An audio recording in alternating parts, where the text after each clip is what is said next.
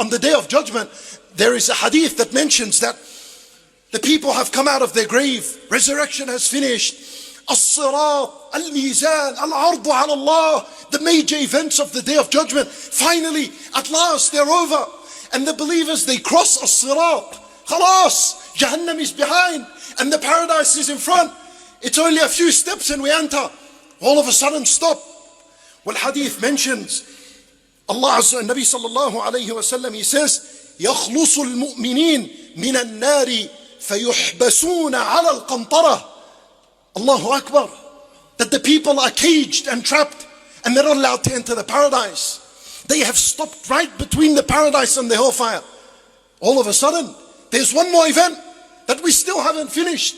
It is known as Al-Qantarah. Al-Qantarah is a place in where now the judgment of your manners is going to happen. The dealing between others, now it's going to be judged. You oppressed others. You shortchanged others. You displayed bad character to others. Now it's going to be judged. Before that, it was only your worship that is judged. Now, the dealings between others. Allah Azza wa Jal, He chose an interesting place for this type of judgment. In front of you, the paradise. Behind you is Jahannam. بين الجنة والنار, the hadith. In other words, your manners. Your manners might be the one that would push you into the paradise, or your manners would be the one that would retract you back into Jahannam. Waliyadhu billah. It is this moment in which the Nabi sallallahu alayhi wa sallam once, he asked his companions, أَتَدْرُونَ مَنِ الْمُفْلِسِ يَوْمَ الْقِيَامَةِ? Do you know who the bankrupt is on the Day of Judgment? This is the moment it'll happen. Who's the bankrupt? For they said, Ya Rasulullah, al-muflis, the one that's bankrupt is the one that has no cent and no dollar. For he said to them, don't worry about this. There's a muflis of the dunya. The muflis, the bankrupt of the hereafter. Man ya'ti bi salat. He comes with salat. Shuf, the word salat has a tanween at the end. يعني النكرة للتعظيم. Salat, Allahu Akbar, his salat. It was amazing, it was incredible. 10 out of 10 for his salat. يأتي بصلاة. وزكاة. His zakat, 10 out of 10. وصيام, 10 out of 10.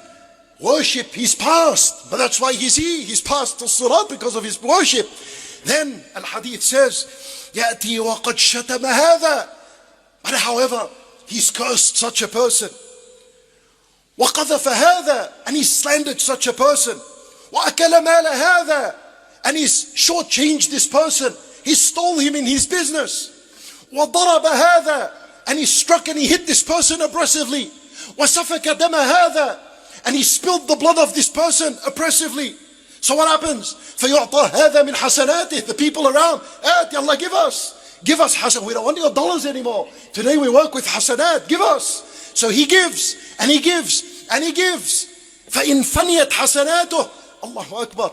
The word Subhanallah is enough in the weight as the mountain of Uhud.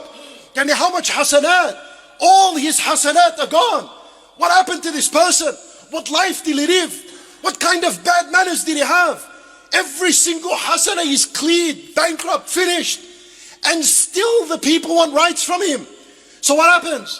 The person says, Anna, give me hasanat. He says, Wallah, I don't have, bankrupt. Tayyib, look, this sayyah was going to lead me to Jahannam. Here, take it. And take my sayyah. And take my sayyah. ثُمَّ طُرِحَتْ عَلَيْهِ فَطُرِحَ فِي النَّارِ. The sayyat, the sins of people would begin to accumulate on him.